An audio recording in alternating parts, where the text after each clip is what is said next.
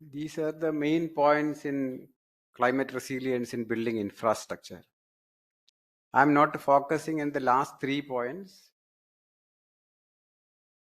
Only these 4 points are focused. Building design and construction with the energy focus on energy efficiency, water management, and green infrastructure. And when we do a master plan, definitely we also look into this community engagement. I'm going to present about a master plan of a building which we did in Trivandrum in Manakad school. It's a girls' school. We did 30 school buildings and gave our inputs to those school buildings. For a design, the specific thing is this local climate condition. There are also, we can call call that one as a microclimate and macroclimate. And the design should be specific to microclimate. If it is a school building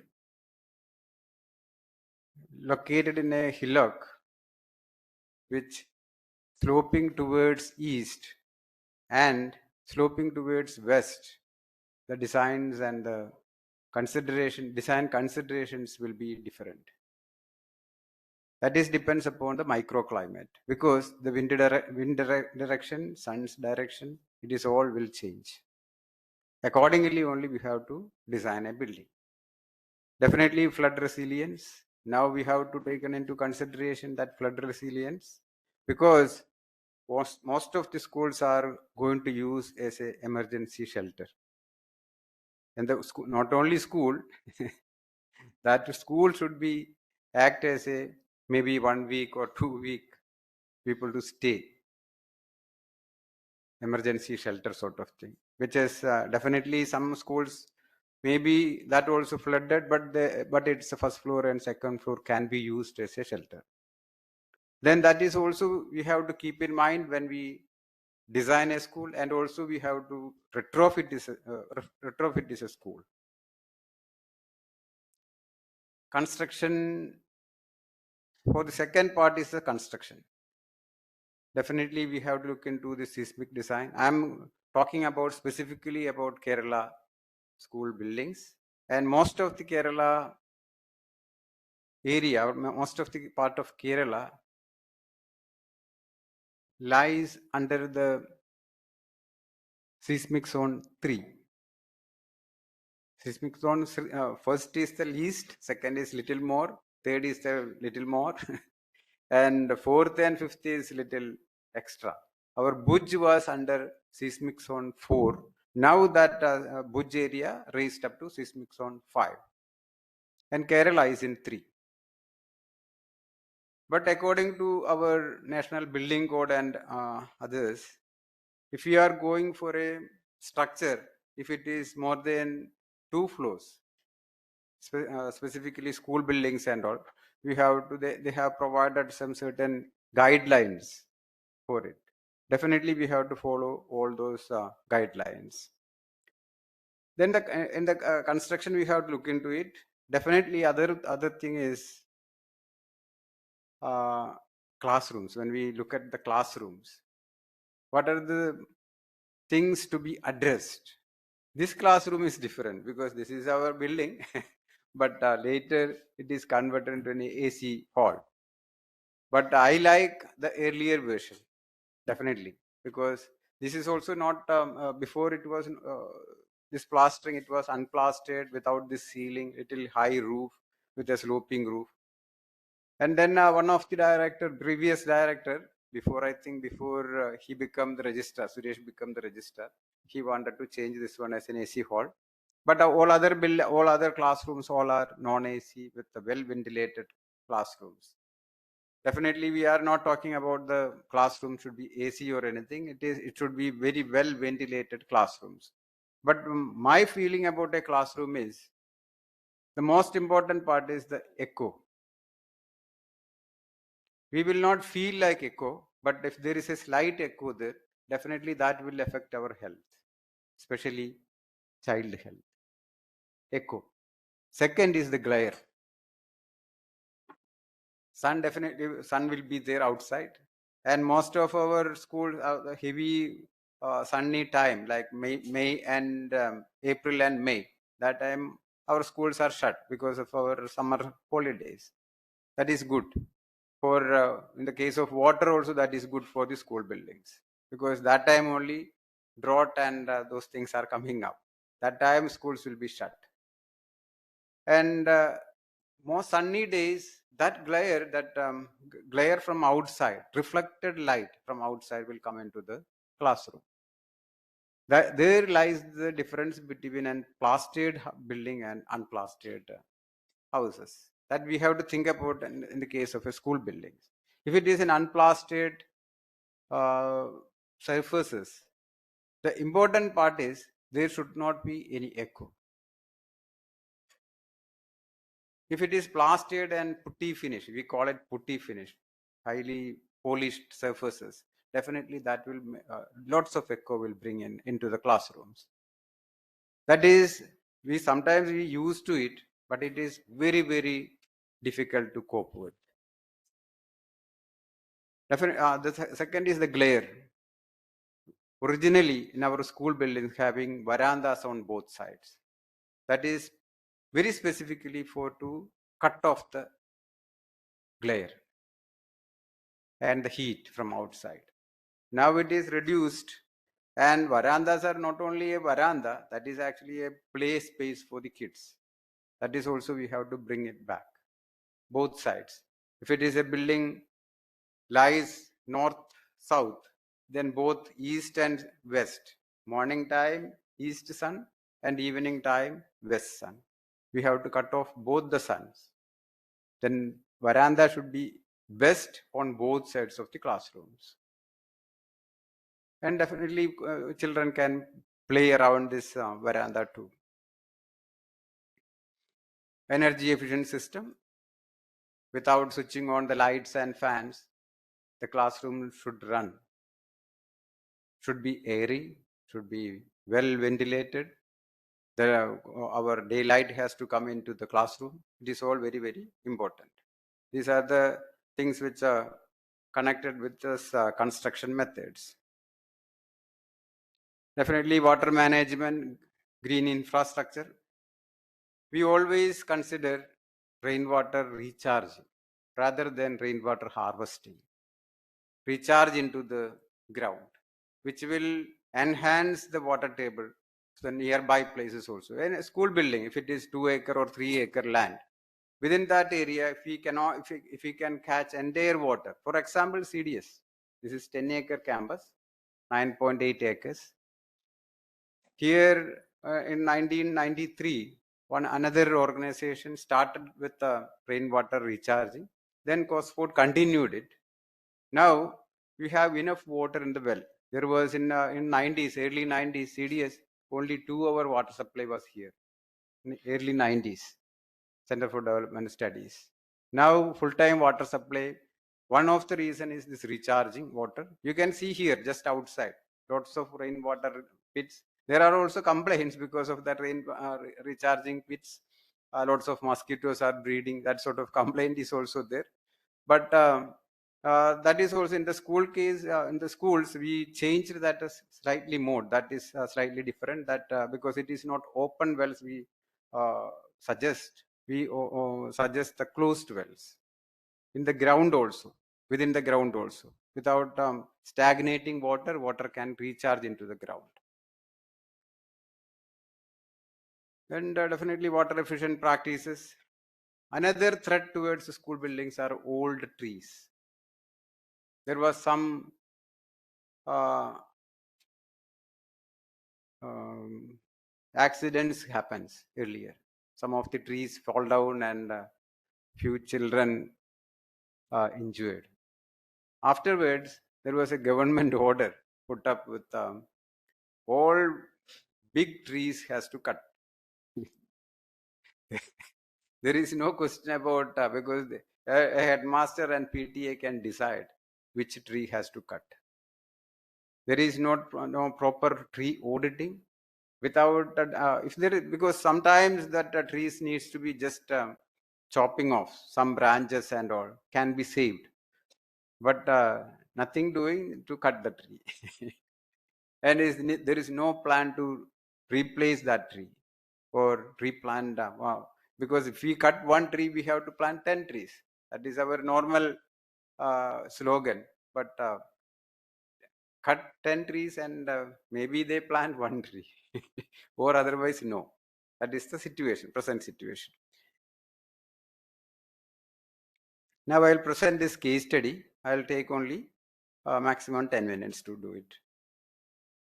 This is that school's site plan, which is situated in Manakkad on the way to Kovalam from East Fort.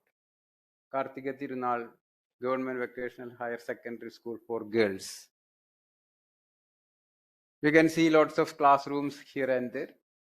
And existing, there is a small green area when we enter.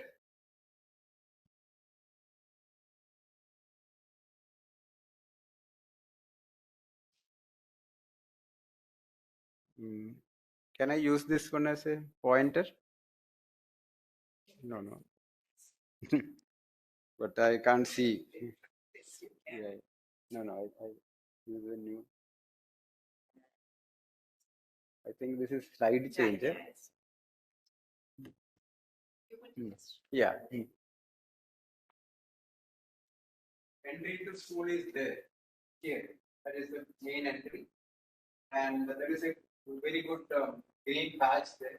And these all are the classrooms. You can also notice how many trees are there inside the campus. Lots of trees are there inside the campus. And many classrooms are converted later. Like it was all tiled roof, converted with roofing sheets, Nagatakit, tin sheets. The tragedy is that roofing sheet is good, which is not will not leak. But if the small rain comes, nobody can hear anything. Kids, that time they have to shut. Classroom has to shut. And most of that red color buildings all are that condition. Tin sheet. Not even aluminum sheet, tin sheet. Heat also there. And this was the earlier condition, and also there is no space for evacuation, sort of things. And we suggested, and this was the requirement from school side. That part is the requirement from school side. They wanted playground because this was the condition. There is no playground, but they wanted a playground, minimum shuttle badminton and volleyball. They wanted. All the infrastructure they mentioned. They wanted a PTA room because PTA become very active there. Then they wanted, and the PTA only prepared this total requirement. They wanted a room, which is genuine. And also they wanted biodiversity park and beautification of the campus. These all are their requirement. And with the consultation of our people, we added this much. And after preparing these details, we presented this one with in front of the PTA and alumni called girls. 40-year girls also were there. Old alumni and new alumni. Many of them attended because all of them having an affection towards that school. Many attended, and we presented these things, and they also uh, added something in this additional requirement also.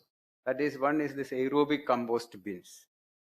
That is mainly for the leaves within the campus. They wanted to put that one. They cannot put that one directly into the biogas plant. Then they wanted this. That is added, aerobic compost bins. And second, the other one which they suggested is that I still remember green roof covering. One of the alumni suggested it, which we consider that one is very, very, very important. because earlier most of our, not most, 100% of our school buildings all were sloping roofed. Now one requirement came up is this solar, and for fixing solar they wanted flat roofs with a high ceiling with a flat roof. But again, even if it is a high ceiling, there is a chance of getting more heat from the roof. To cut off that heat, they suggested this green roof. Green roof is nothing but some pandal, that mulla pandal on top of the roof, which is very, very effective. And only one place I have seen it, it is working, because that needs little, uh, yeah, every day they have to water the plants, and somebody has to be there to look after. But that is also working. Definitely, it is working. And these things we added, and also we added that uh, fire vehicle path within this requirement. That is for the resilience. If there is any emergency evacuation needs, then that is also can be used. Also, fire vehicle can enter inside the school building. This is the proposed site plan. I will show you this 3D. We removed all the tin sheet classrooms and made this. And also you can see that the west and east faced thing, because it's a northeast towards up. That's why the plan is we placed it this way. And both sides of the classroom we provided verandas to cut off the glare from outside. And also that the green patches you can see, that is all that roof shades or the pandal on top of this second floor. It is all having 3 floors.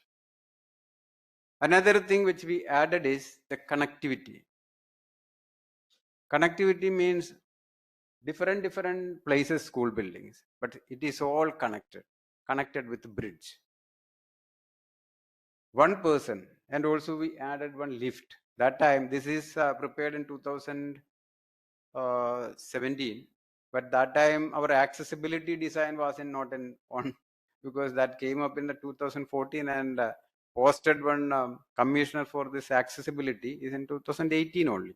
But this is much before that, and we provided one lift, and then a person with a disability comes into the school, or as a student, or as a teacher, can reach into each and every classroom of this campus. Each and every classroom, they can use lift and go up. From there, each floor, it is everywhere it is connected. All buildings it is connected. That is, now I feel that is very, very important. And yes, it is all connected. And also you can see lots of recharge pits within the ground and also all around the buildings. Just 6-7 feet deep wells with concrete well rings around, and put up a slab on top and fixed it. Entire water diverted into these pits. So small rain comes, entire water will go to the recharge pit. If it is a very heavy rain comes, the pits will completely will fill. Then overflow will go to the rainwater drain. But that also we provided that facility, because if it is completely overflow this recharge, then definitely school compound will flood. That should not happen. Then the overflow of this recharge bit connected to the rainwater drain there. And also you can see planted many trees. Wherever possible, we planted trees. This is the 3D we made for that schools, and only portion only they started construction, not complete, but as per the master plan only they are making the building. This is the another very important feature for resilience, that red spot That is the evacuation track for the, if there is any emergency situation comes, that is the emergency track. A truck can, because it is connected with the two roads. One is here, there, and another one here. And that is connected with a track, proper road. And another thing which we brought into this master plan is that vehicular, because vehicles should not enter into the compound. There should be a barrier. Every day they have the school. They have 8 school bus. That school bus need not enter into, because kids always run around. We have to keep in mind their safety. Then it stopped at one point. Afterwards, vehicle cannot enter, and the parents also, they cannot bring their cars inside. That has to be dropped. There is a dropping point from there. From there, cars cannot get into the school compound. This is a service plan from this entire rainwater recharge pits and also incinerator. All toilets are connected, and also another thing, all floors having toilets. All floors, because usually our schools having a toilets on one corner of the compound, which they always hesitate to go to that toilet. Instead, every floor need not go to, if one floor students are there, they can go to the same floor, to the closet, that toilets. For here it is only girls, then all toilets are connected with incinerator, sanitary napkin incinerator. And definitely biogas plant. There was a biogas plant that we retrofitted. Very big biogas plant was there that we retrofit. And added this basketball and volleyball court. That was a students themselves came and they appreciated it because they wanted it very much. There was nothing there in that school that we introduced. This is the difference. You can see the buildings and open spaces in between these two. A school building resilience means most important part is this open spaces that we created in this new master plan. Thank you very much.